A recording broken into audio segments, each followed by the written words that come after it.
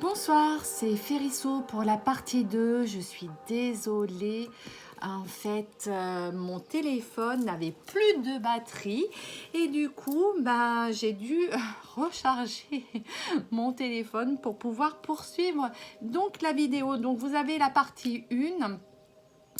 Mais je vais reprendre pour les personnes qui vont tomber sur cette capsule sentimentale. Je vais reprendre depuis le début. Bienvenue sur ma chaîne Férisso. Je vous remercie par avance pour vos petits coups, pour vos pouces. Pardon. C'est vendredi, donc c'est la fin de la semaine. Donc on est dans la joie, dans la bonne humeur. Bien sûr, je vous invite à... lâcher prise, c'est un moment pour vous et voilà, sachez que c'est une guidance sentimentale intemporelle, elle ne parlera pas pour tout le monde, donc j'en appelle à votre discernement, tout simplement. Voilà, donc pour reprendre le tirage depuis le début, mais en faisant un résumé, la première carte qui était sortie, c'est la carte de la surveillante générale. Donc, on a des féminines là qui sont aux aguets sur leur masculin. Alors, est-ce qu'elles ont des doutes? Est-ce que il y a un manque de confiance dans le couple? Voilà, donc on a une féminine là qui s'est mise en mode Colombo, n'est-ce pas, avec sa grosse loupe là, elle mène des investigations sur son autre. Elle l'espionne, donc elle utilise même, on me dit, des stratégies, enfin ça devient obsessionnel. Les féminines, lâchez prise s'il vous plaît, parce que vous savez que c'est quand même destructeur quand on est dans ces énergies-là. On se fait du mal aussi. Sachez qu'en plus, c'est votre âme sœur. Donc il y a des étapes à franchir. Il y aura des moments, bien sûr, qu'on va avoir des doutes, puisque c'est une relation d'âme et si vous êtes vraiment en relation flamme jumelle, comme l'indique cette carte, sachez que vous êtes le miroir de l'un et de l'autre. Donc, quelque part, il y a des choses qui vont vous déranger, surtout au tout début de la relation, parce que c'est un amour qui ne s'explique pas, un lien très puissant, mais c'est surtout une relation qui vous amène à travailler sur vous-même pour devenir la meilleure version de vous-même. Donc, qu'est-ce qu'on me dit? Oui, on me dit qu'effectivement, il y a le karma. Donc, très certainement dans cette relation, c'est une relation peut-être flamme jumelle, âme sœur, mais avec des liens karmiques. Alors faites très très attention parce que ça peut devenir très toxique au fil du temps. Si vous ne faites pas un travail sur vous-même, de couper ces liens karmiques. Donc ça, je vous invite à faire des rituels. Profitez quand il y a la nouvelle lune, comme hier, c'était la nouvelle lune en Gémeaux, de formuler vos vœux à l'univers et de couper tous les liens toxiques, karmiques, avec le passé. Le passé est le passé, de toutes les façons. Il y a des réparations à faire, effectivement. Donc, il y a des choses à comprendre. De toute façon, sachez qu'il n'y a pas... de mauvais choix dans la vie, mais en tous les cas, il y a toujours des occasions à grandir. Donc, soyez plutôt dans ces énergies-là de vous dire, écoutez, là, il y a certainement quelque chose à réparer. Ne vous trouvez pas surtout dans une relation où vous renouvelez à chaque fois la même situation.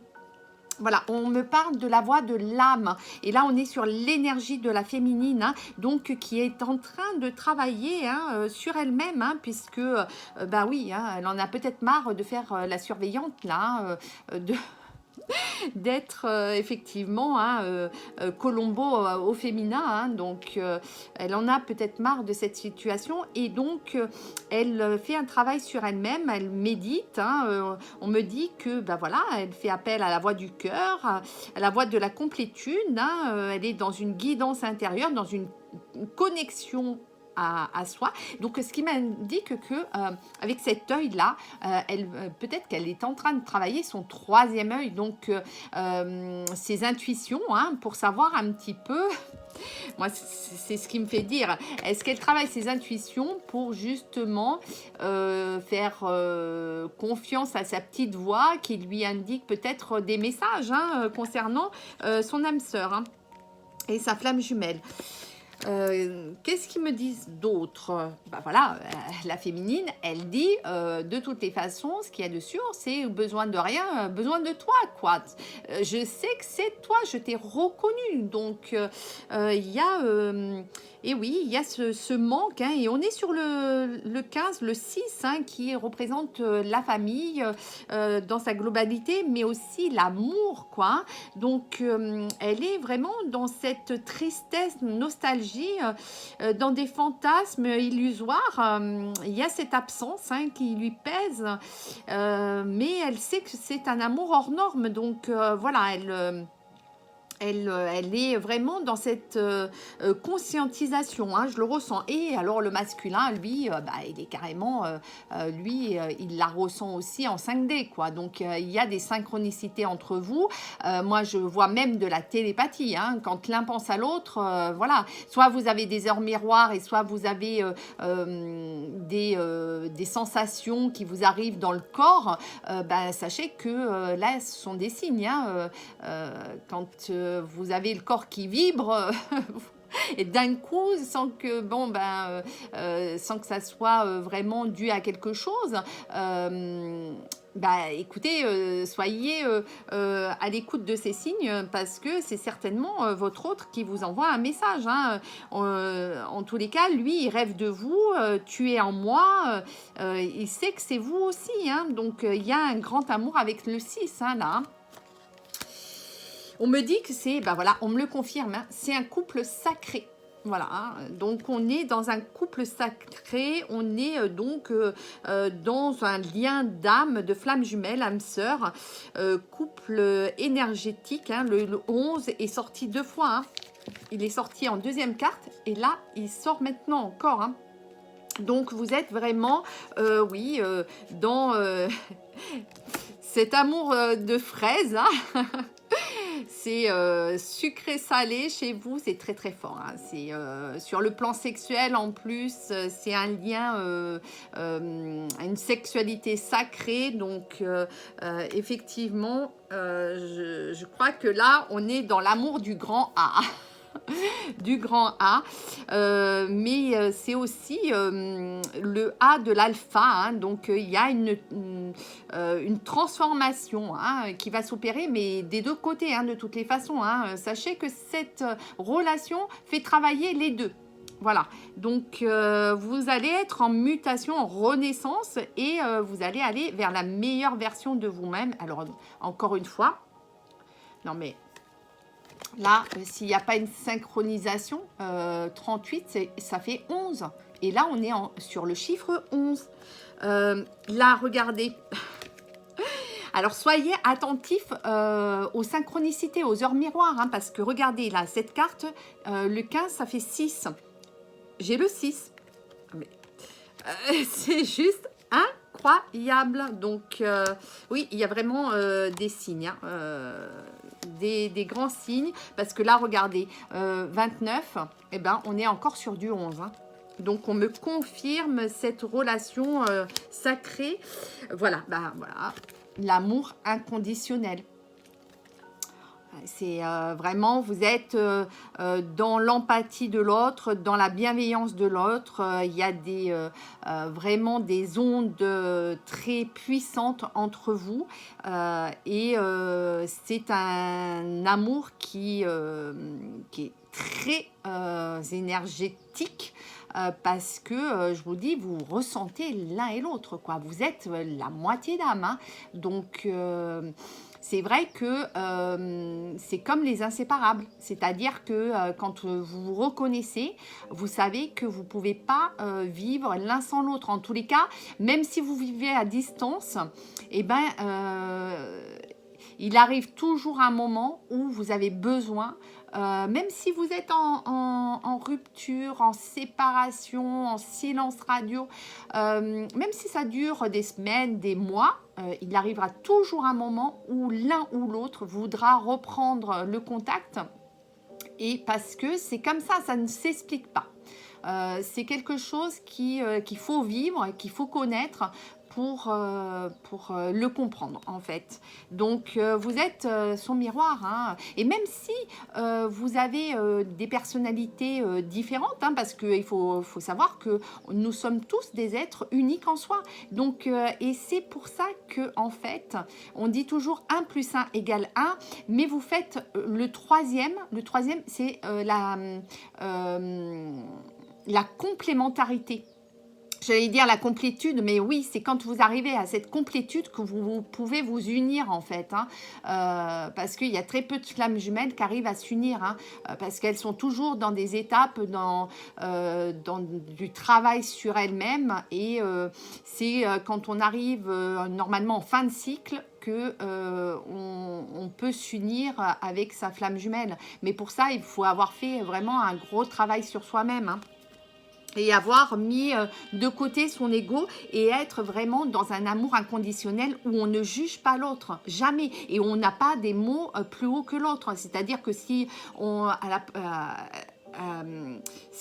lors d'une dispute on se dit tous les noms d'oiseaux, bon, sachez qu'il faut en fait, il faut pas être dans ces énergies basses, hein, ni dans des énergies de dire je vais me venger de toi, tu es la pire des personnes. Tout ça, c'est des paroles qui ne sont pas impeccables et qui en plus vous font du mal. Je veux dire, ça fait un effet boomerang sur vous, hein. On me parle du pouvoir du chaser. Voilà. Donc là, yes you can. Oui, tu peux, hein. Donc on est quand même, encore une fois, hein, le chaser a ce pouvoir, et on est encore sur le 38, hein, le 11, hein. Donc elle sait, hein, la féminine là, l'énergie féminine. Alors vous vous adaptez par rapport à votre situation amoureuse, hein, bien évidemment, hein, parce que chez le masculin il peut y avoir aussi le côté féminin, hein, donc et il peut se trouver aussi dans cette énergie de chaser où il a ce pouvoir, hein, cette souveraineté, hein, ce travail qu'il fait sur lui, hein, pour ce développement personnel, hein. Il va dans la créativité de la meilleure version de lui-même. Donc il est vraiment inspiré. Et il est aidé surtout par l'au-delà, hein. Je le ressens dans ces énergies-là. On me parle de la trahison. Voilà, l'énergie féminine a souffert, hein, dans le passé de trahison, hein. C'est pour ça qu'elle était dans ces énergies-là où elle surveillait son autre, hein, tout simplement, hein. Elle avait besoin de cette surveillance, de cet espionnage, parce qu'il y a dû y avoir effectivement des trahisons. Donc elle est toujours dans la recherche de la vérité, hein, et elle porte peut-être le masque du contrôlant, hein. C'est pour ça que, regardez, on est sur l'énergie du 7, hein, le 16 et le 25, qui est donc l'énergie du 7. Hein, donc, c'est l'isolement, une vie beaucoup plus calme pour faire un travail sur soi aussi, hein. Ça, c'est important aussi, hein. Dites-vous bien que de se retrouver toute seule, c'est pas... c'est pas négatif, hein, en soi, tout au contraire, hein, s'isoler pour mieux comprendre une situation, et puis surtout pour se dire pardonnons, on se pardonne à soi-même. C'est toujours 50-50 de toutes les façons, hein. Il n'y a pas la coquille de Calimero à porter, hein. Nous sommes tous des êtres responsables, et du coup il faut assumer cette responsabilité et ses choix surtout, hein. Voilà, et on me dit qu'il y a un nouveau chapitre pour la féminine, une nouvelle direction, hein, donc des projets, une certaine indépendance, hein, on est sur l'énergie du 36, du 9, hein, donc une fin de cycle. Il y a en tous les cas une révolution interne qui se passe à l'intérieur d'elle, hein. Je vous dis, une élévation là, hein. On a ce troisième œil là, hein, qui est en train de s'éveiller, hein, et c'est très puissant, hein, chez la féminine. Donc elle est vraiment dans une abondance, et puis elle sait ce qu'elle veut, hein. Par contre, c'est vrai que le masculin, lui, il traverse peut-être des moments difficiles, hein. Il y a cette foudre karmique, hein, parce que dans ce travail, on est sur le 3, hein.